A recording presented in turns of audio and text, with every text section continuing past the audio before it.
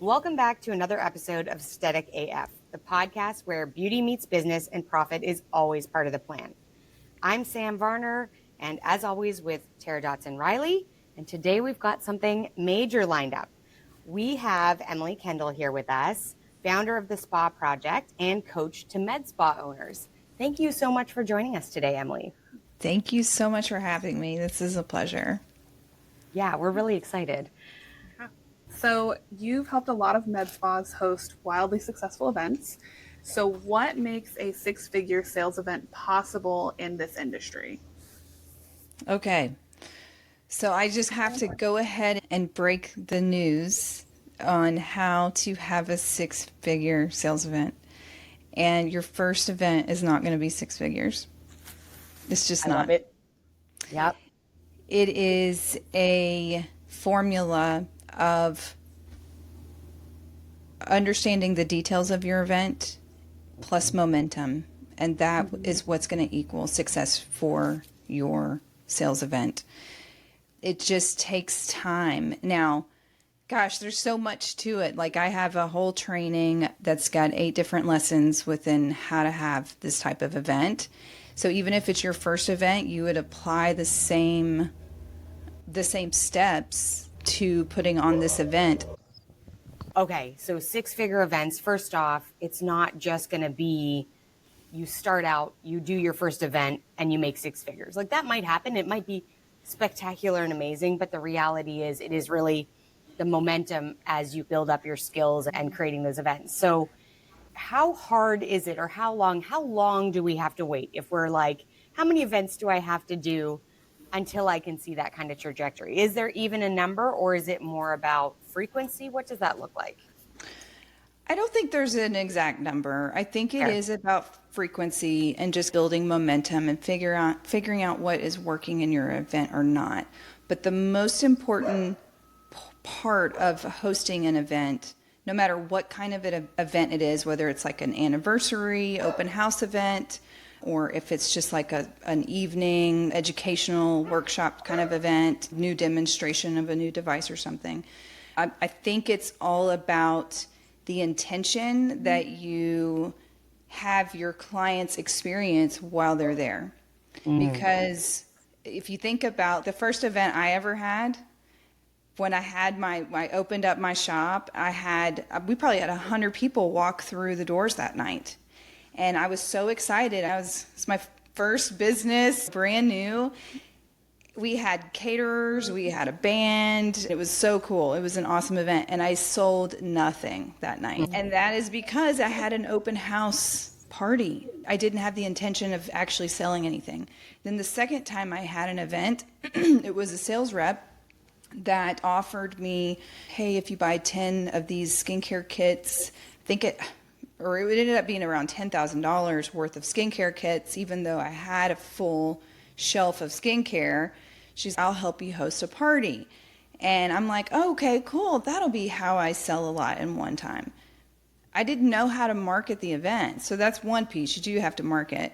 But then it's more about what is the intention when they arrive. Like, we're not just having a birthday party where they show up and they're mingling and they're going to eat your food and just hang out and roam your business on their own terms. You really want to guide their experience as they arrive. What is their attention focused on while they're there? Then are you presenting offers to them? Are you like having them flow back to the checkout counter to end their experience? Are we following up with them and at least thanking them for attending and then giving another opportunity to introduce the offer or an extended offer? That's being intentional with having a sales event. And then there are so many other details within it. Obviously, the different types of marketing campaigns that you need to have. That is one of those things that builds, because in the beginning, you may be a one-man show and you might have a social media manager. So Okay, you might be able to send out a few emails if you've been keeping them in your database. You know what I mean? So then the Yep. second event, you're like, okay, now I got to start tracking my emails and entering them in before I run a campaign. And so it's like those little details that you learn as you go through it, plus all the posting, et cetera. Okay, do you have a text message campaign? Because now we're at 3 campaigns. Social, and I'm including Facebook and Instagram all in one. And that's Marketing. generous because really you're looking at, you have to do individual things on each platform. Yeah, exactly. Exactly. And then you can get detailed within those platforms, running contests, getting influencers or people to help share your event across the board. So each one of those is detailed. You can't do it all in the first event unless you have the team. And you could have this bigger event if you had the team and you already had the clients in your database. So I'm not going to say it's not possible, but if you're lucky to make $2,000 a day, I don't want to set unrealistic expectations that you're going to have a 6-figure sales event the first time. And I think that's okay. Like $5,000 at an event, that's a huge win. Yeah. Think about your cash flow for that week. If you made that kind of money, like that's a really big win. So we build each time we do it, our offers get better. Our profit margins on our offers will get better if we're paying attention to that. So it takes a little bit of time, but it's very doable for everybody. And the exposure that you get with your business, and I love events too, because then your clients get to see you in a social setting. They get to interact with you a little bit differently. They get to interact with you more as the expert. If you've got a team and you can have other people talking about the services that you offer, and you get to mingle and sell in the forefront. That's what I love. I just love it. Yeah. Yeah. Well, and I think having that team in all of these different areas seems to be very important and one of the key factors for actually building to that 6-figure. Yes. Yeah. And if you need your mom to check people in and greet people, ask her. Yeah. Like when my daughters were little, I have older 19 and 20-year-old daughters. They would write down people's names and email addresses for me. Let's bring in who we can. Let's get some free labor we can. They're happy to do it. Do, a free service on them if you need to and can't pay them. But you certainly there are ways to extend your team if you are a one-man show. Yeah. Well, and I think it was interesting you talked about too how I think the audience will grow as you do more events, because you're getting more people into your database. You're getting probably a lot more traction on social media, because now the people that have attended these events are hopefully posting it and it's going out to their networks. And so just that buildable component of keep doing it and watch it grow. How often are you recommending that med spas do events, or is that kind of specific to the med spa itself? I think it depends. I think it's specific to the med spa. I think at minimum you could do 2 events a year, an anniversary event, and then it depends on what month that might be. I know a lot of spas are doing them like in the fall, right before Thanksgiving or Christmas, like that Thanksgiving. Yeah, gift card boost, that sort of thing. Yeah, and those are really great. Then right again, like some are doing May and June. June is a nice month. I think just May, so many spas, our clients are moms. They're once this May is a horrible month to May is a horrible month. You should do nothing in May. Even though it's Mother's Day, you should do nothing in May. Because no mother with kids in school has 9 minutes to rub together. Like exactly, she can't. And so to ask them to go to an event and spend money, that's a tug. So April's a good month. June is a good month. I feel like July and August are iffy. You could utilize those months because June and July are going to be slower months. You could have a smaller event that's more like for your top 20 clients. Have you ever ran a report to see who your top spending clients are? Yeah. Let's personally invite. That's something I didn't even mention. That's your other marketing tactic that doesn't cost you any money, is literally picking up the phone and calling every single one of your people and personally inviting them. And then I like to follow that up with, I'm friends with all of my clients. So, now I have coaching clients, but when I was actually doing services, I followed and liked all of my clients on my personal page and will send them personal messages because we know the more touch points, the interaction that they get, that's just something that I've always done. And I think it's really helpful because our clients love us. And I think that people get scared for emailing them and texting them and messaging them because they're feeling like they're bothering them. But if we were bothering them, they would go somewhere else. And as a busy mom, I know that there have been multiple times where I'm in mid appointment making and I'm trying to make an appointment and then somebody falls down and cracks their head open. For real. Yep. So it's okay, gotta go, click. And then I needed a reminder because then now I've got to make dinner. Like I am not in booking appointment mode very often. So when I get that opportunity and it gets interrupted, I need another reminder. And I love the people that do my services, so they're not bothering me. Like I like them. You know what I mean? So that's just something else. If we've got a team, we can break up. If we've got 1,000 or 500 people in our contact list, like everybody call 100 people, everybody, and just break it up and make it a little bit easier. There's so much that is available to us as business owners in order to promote events or just our business in general, right? But it is capacity. It comes down 9 times out of 10 to capacity. When you think of trying to run an event and the value you would get from those personal outreach, if you, again, as we've alluded to, if you have a team, it's great. If you don't have a team, that's where that outsourcing comes in, right? Whether it is, you're right, like your mom, or whether it is you're going to outsource a chunk of that business piece so that you don't have to be doing all of it because there just isn't enough time, especially if you're still the esthetician doing the services for the clients. That ties up a whole lot of your time. You can't multitask and be doing your Botox on people at the same time as you're like, I also need to follow up on the Instagram messaging and be creating the posts for next week. And I have to edit all of the video. There becomes so many opportunities where it's like that stuff doesn't have to be done just in-house. It doesn't have to be done just by your own self. But arguably, if you want to scale and grow, you have to do it, right? Yeah. You have to find a way, and it's either time or money.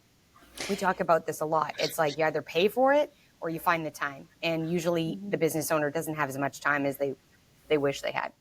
Yeah, I agree 100%. And that's why I like to be friends with my sales reps. I'm selling their brands, their products, their services, and they want us to sell. And so utilize your sales reps, invite them to come and be an extra hand at your event. And if they're available, 9 times out of 10, they're going to say yes. They will sometimes and oftentimes provide even a free giveaway if you want to have a drawing or do a demonstration. Let's do a free lip flip, and they might provide the product. You just got to ask. They might say no, they might not be able to, but just ask because that could be your extra hand that can talk to your clients about those products and services probably even better than you can while you're in the background talking about the actual offer. So I love utilizing the reps. Yeah. Okay, so what is a common mistake that you see Medspa owners make when they're trying to DIY their events? And then how do you help course correct them from that? Well, number one is the offer. They are discounting just to discount because everybody discounts. We don't know why we discount. And I think it's okay to discount, but what's the intention behind the discount? Strategic. And are we including all of our costs within the price of the offer? Because we do have to pay our bills. So that is very common. I just want to look at everybody's pricing and audit and say, no, charge more. You are worth it. You are worth it. Yeah. The other challenge I see is they just host a party where everyone gathers and mingles. And so don't forget to direct the customer's experience throughout the event.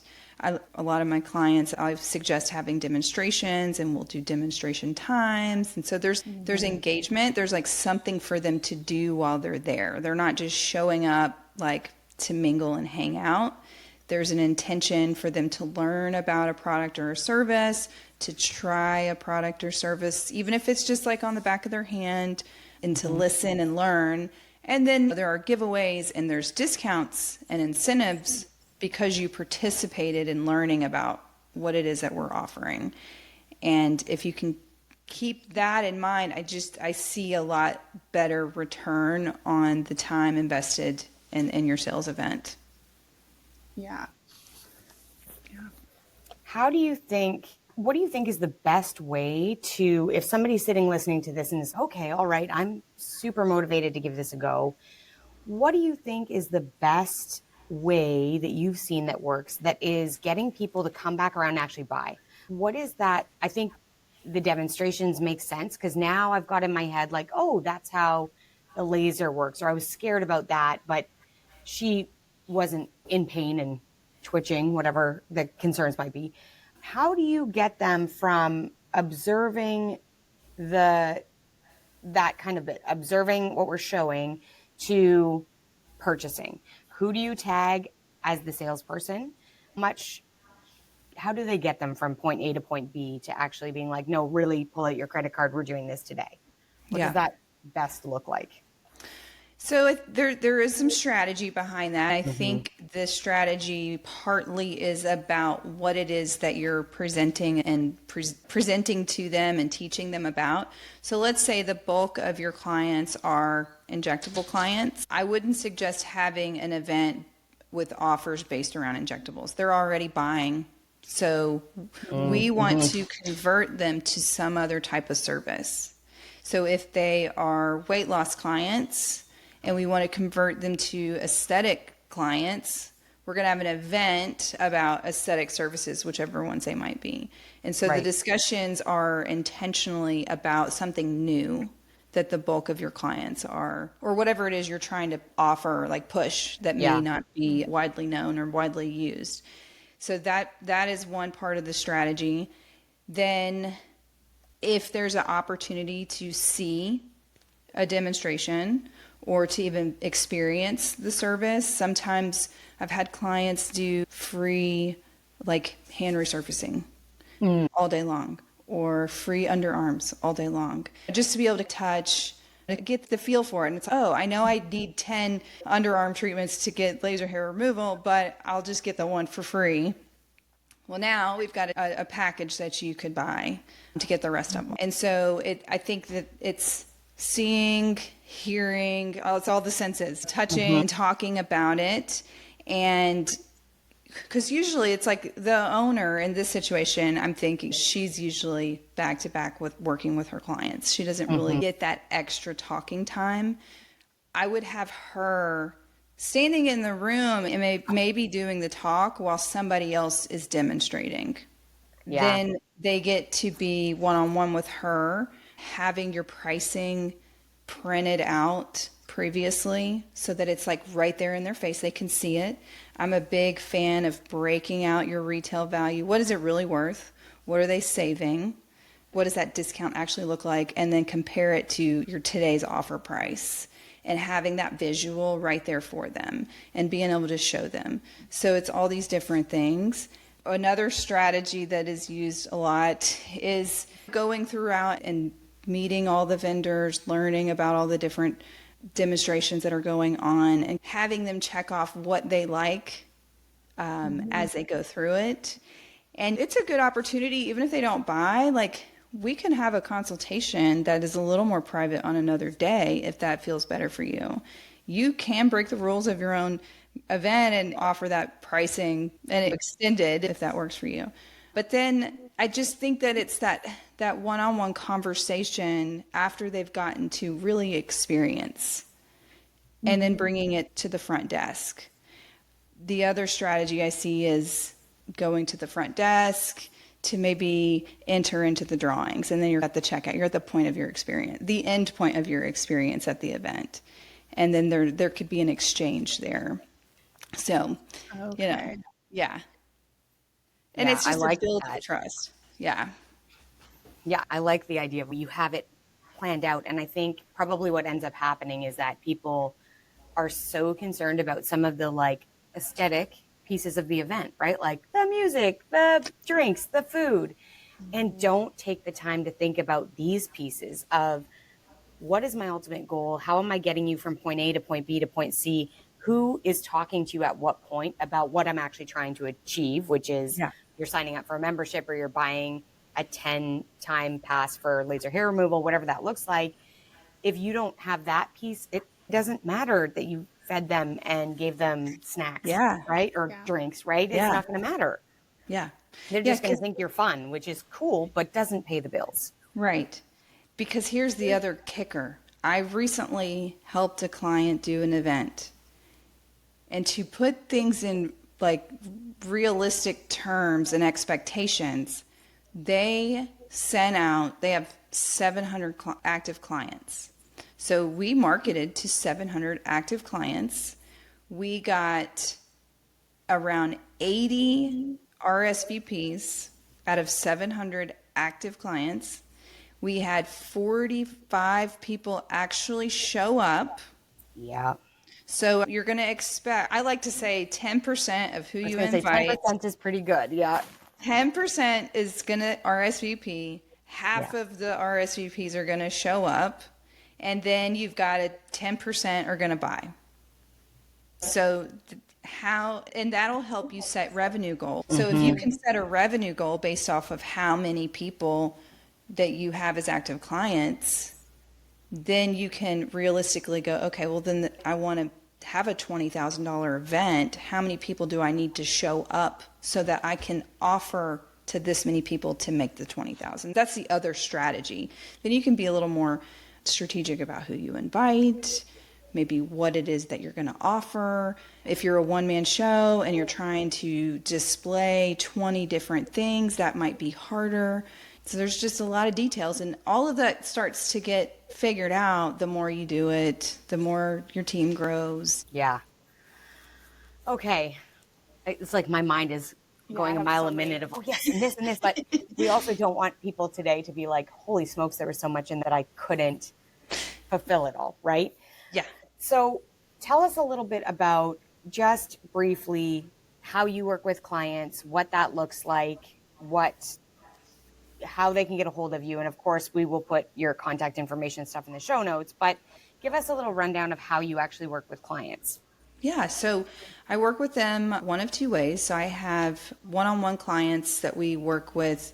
I work with them privately. A couple times a month, we do Zoom calls, and we really go through all of the training programs and exercises and work really specifically on certain things in their business.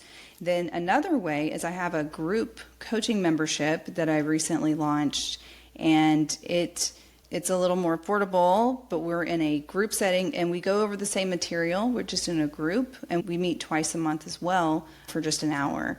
And it's a lot of fun because then you get to get feedback from other people, what's working, what's not. I get new ideas. I'm like, okay, that was a really cool thing.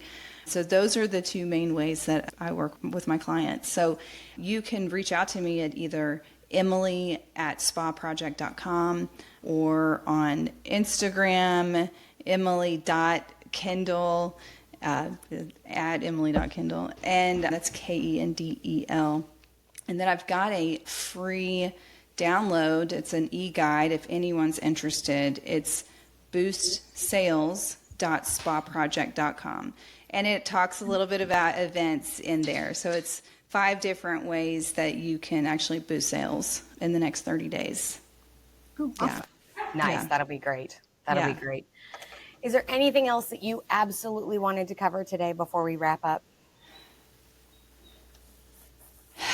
If this is your passion, hang in there. And like you said earlier, trust yourself.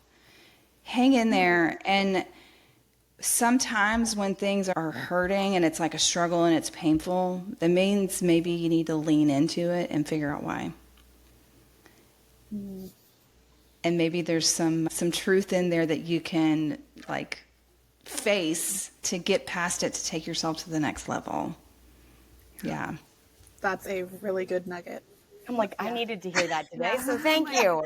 Yes. I know it's for the listeners, but I'm also listening. Yeah. Oh, yeah, you're welcome. Yeah. And I say that because I've done it. Like, I still do it sometimes. I'm like, Emily, wake up. Yeah. Why is this so painful? Well, maybe because I need to focus on that area, and maybe there's something off that needs to get realigned. So, but this has been great. I love talking with you. I feel like we could talk on and on. Definitely. I feel like we could easily run 3-hour podcasts. If somebody was to listen to us, we would definitely talk for 3 hours. Yeah. I think we might lose listeners eventually, but you know. Yeah. We keep going. Yeah, we can. Okay, well, thank you so much for joining us today. This has been absolutely amazing. I feel like we got so many good tips, and everyone should be having six-figure events very soon.